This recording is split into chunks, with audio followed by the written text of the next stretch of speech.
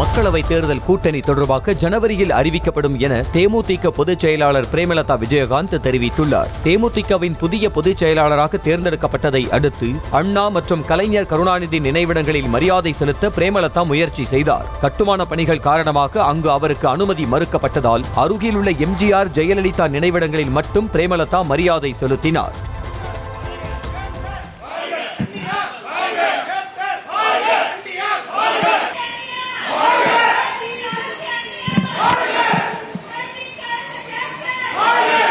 பின்னர் செய்தியாளர்களை சந்தித்த பிரேமலதா கட்சியின் வளர்ச்சி குறித்து தாம் எடுக்கப் போகும் முடிவுகளை ஓரிரு நாளில் தெரிவிப்பதாக கூறினார். மேலும் தேமுதிகவின் வாக்கு வங்கி எந்த வகையிலும் சரியவில்லை என தெரிவித்தார்.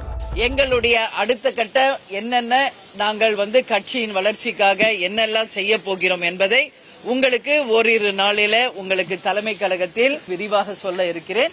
நிச்சயமாக தேசிய முற்போக்கு திராவிட கழகத்தினுடைய எந்த வாக்கு வங்கியும் சரிவில்லை, அதே நிலையாக தான் இருக்கிறது. அதை இன்னும் மேற்கொண்டு பல லட்சமாக எப்படி முன்னேற்பாடு பண்ணி நாங்கள் கொண்டு போகிறோம் என்பதுதான் எங்களுடைய வியூகம். அதை செய்வோம்.